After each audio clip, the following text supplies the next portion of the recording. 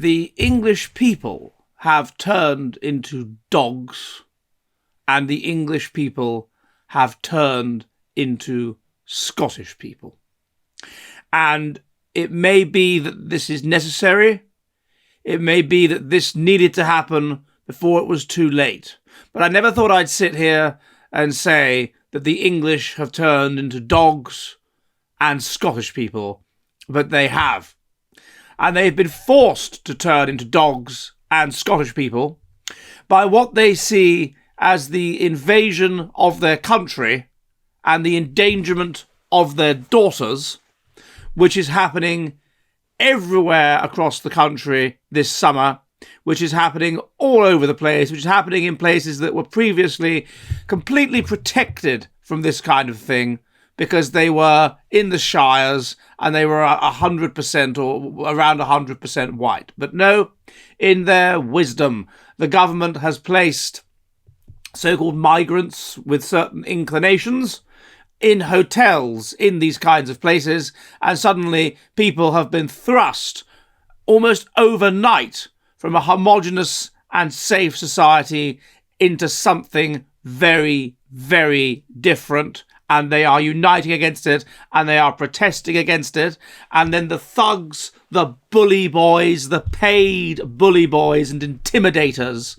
of the government, the sort of every government has these kinds of people, the tolerated enforcing violent or intimidating yobs of stand up to racism are sent in to cower them, to upset them, to intimidate them, or perhaps, I don't know, if we're to follow some kind of conspiracy of woke eugenics, to provoke them and make it worse. But anyway, the result is a kind of immune system response. The result is something very primal, and that is to turn into dogs and Scottish people. And I'm going to explain how this has happened. But before I do that, could you do me a favour? Could you please subscribe? Could you subscribe on YouTube? And could you subscribe to my Substack? That's johnnyheretic.com, where I put all the most based content, where I post like up on YouTube, in-person interviews, vlogs, films I make, all kinds of malarkey. And if you like what I do, you can support me with the cost of just a pint of beer a month. Okay, back to the video. So how have we turned into dogs? When I was younger, I had a Springer Spaniel called Chipper, an English Springer Spaniel. And taking him to the park to let him off his lead was a long process because he would insist on urinating up almost every gatepost that we would pass along the way. And in particular, if another dog had urinated on that gatepost, he would spend quite a while sniffing that gatepost in order to discern as much information about that dog as he could, its age, its pedigree, whatever, and then he would cover it with a very large amount of urine. I don't know where he got all that wee from. I mean, it does seem extraordinary that he could produce so much urine, but he would, and then eventually he would get to the park and off he'd go.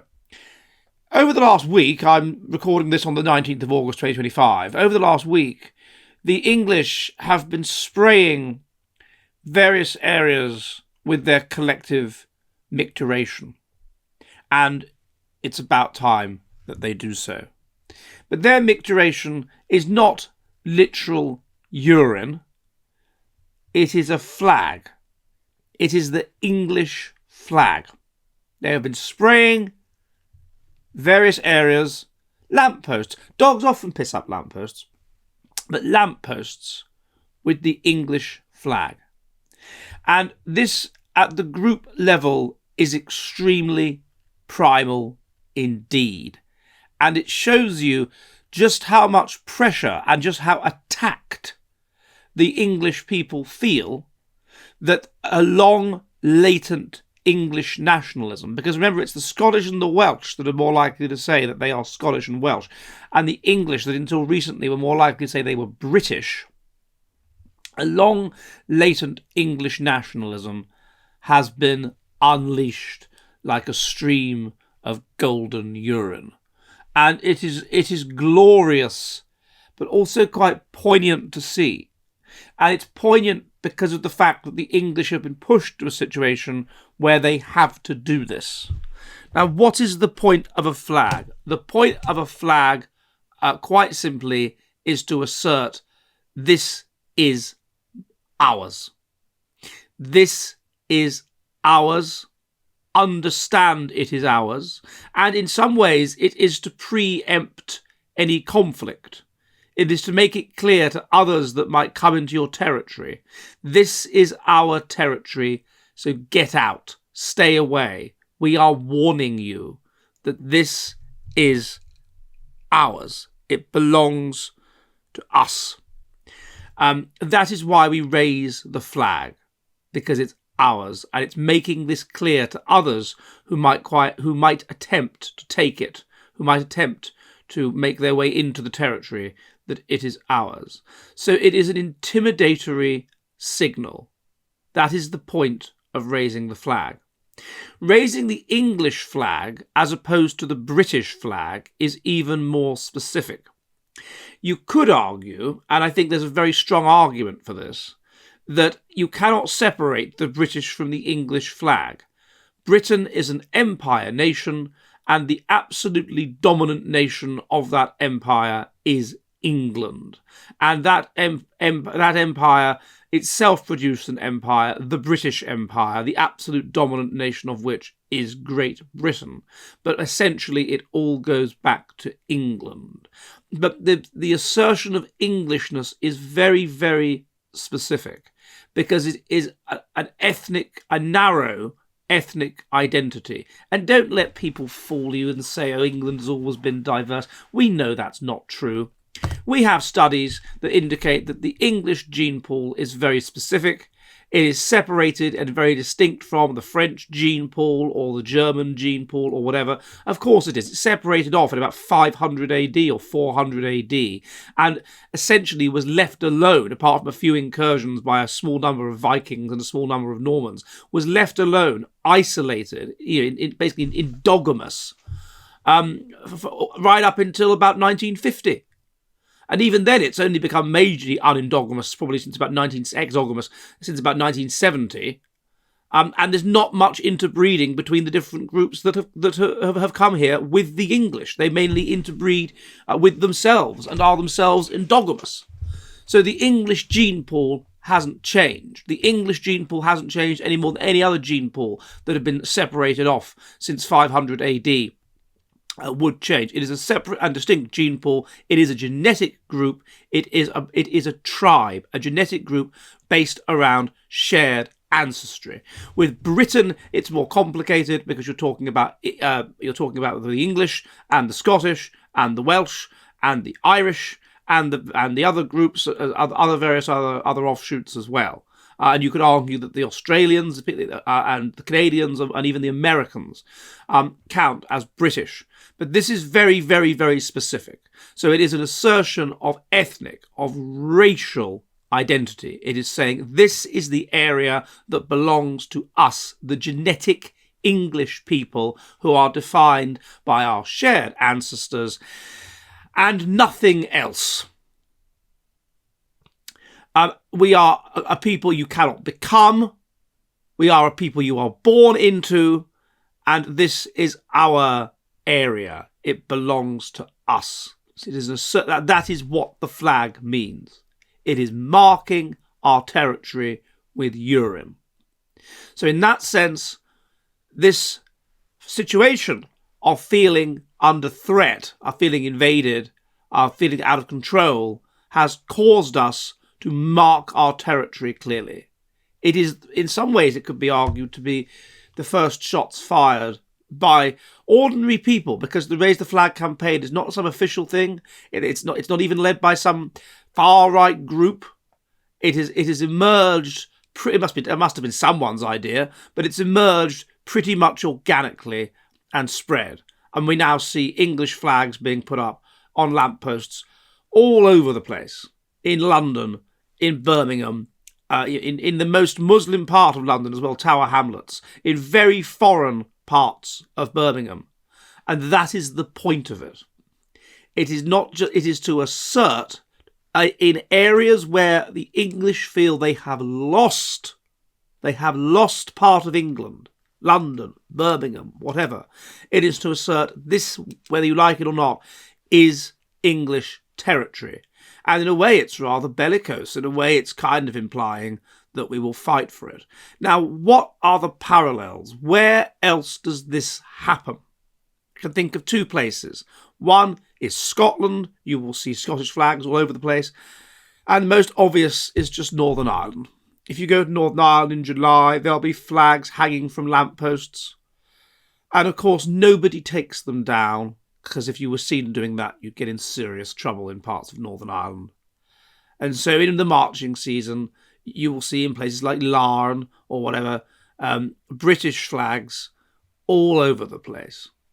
Now, why do you do that? Well, part of the reason you do that is because the Ulster Scots have always felt under threat. Ever since Ireland was partitioned, they have had to fight for their very existence. They feel that they are fighting all the time, and so they assert themselves. This is our territory. It comes out of a feeling of threat. And in that feeling of threat, the flag is a unitary symbol. Putting up the flag is a way of making people feel better. You assert your power. You assert that you exist. You assert your claims to territory, in particular, if you feel they are threatened, if you feel they are insecure. And this is why, for so long, the English haven't flown the English flag. They haven't needed to. There's been no need. People have been so confident in the power of England as part of Britain and so on that there's no need. Why would you bother? Why would you even bother? There's absolutely no need. It is small, insignificant nations like Finland or Scotland that are forced to be patriotic, that are forced to deal with their own insecurities about their own existence and their own empowerment by asserting themselves and thus making themselves feel powerful and making themselves feel important. And so in this sense, the migrant crisis has made we English know what it feels like to be Scottish, or know what it feels like to be Finnish. But then it gets very, very interesting in terms of the symbolism, in terms of what answer this induces this elicits, from the powers that be. What are they doing? They're taking the flags down. And that is the equivalent of another dog urinating over your urine. They're taking the flags down.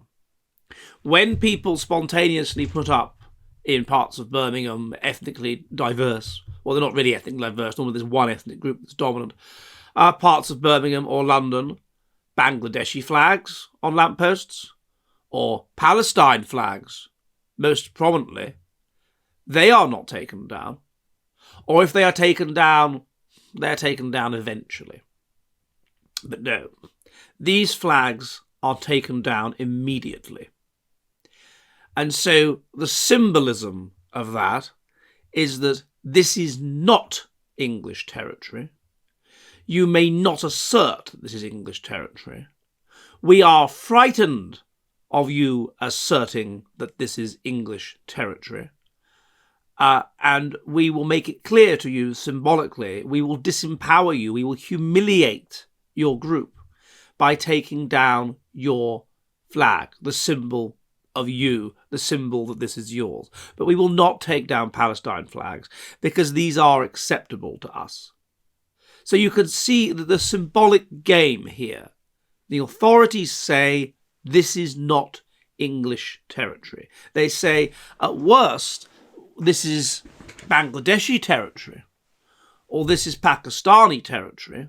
And at best, they're saying this is the territory of those of us that believe in internationalism, of those of us that believe in woke. Let's remember all those rainbow flags flying every June, at least until recently. These are the official flags. I was in Guildford a couple of years ago, summer 2023, and there was a rainbow flag flying over Guildford Castle. A castle being a symbol of English history, a symbol of the monarchy, a symbol of all that is English, and of English power as well, because castles are, of course, defence mechanisms. And there was a woke flag flying officially over that. So it's them saying, no, the woke flag, but the rainbow flag, that is our flag. The flag of Palestine, that is our flag. Foreign flags, they are our flags, because they are, or particularly Palestinian ones, because they represent, they symbolise the empowerment and the dominance of those of us that hold a certain ideology, the woke ideology, the anti-nationalistic ideology. Your flag represents an older worldview. Your flag represents an older idea, and it symbolises ideas and views, nationalism, the very existence of the English people as a separate people, which are repellent to us, which are repugnant to us, and we will symbolically crush them by taking down your flag and by urinating on your urine. Now, of course, one reaction is to be upset by this, is to be in some way kicked in the knackers by this and to feel disheartened. But another reaction is to regard that as a clear provocation. It's forcing them, this flag operation, to either allow English people to assert themselves and to assert their territorial claims, which is extremely dangerous because it could snowball, or it's forcing them to assert themselves back, which is extremely dangerous because it could provoke further nationalistic fervour against this perceived invasion. And I don't know, often the thing is these things happen in the summer and then it gets cold and people stop bothering and they calm down and they're less hot. So it could be that this just peters out. But it is. I've never seen anything like this before. I've never seen such, in 44 years, such unleashed English nationalism, other than in the controlled periods where the government are encouraging it as a kind of outlet.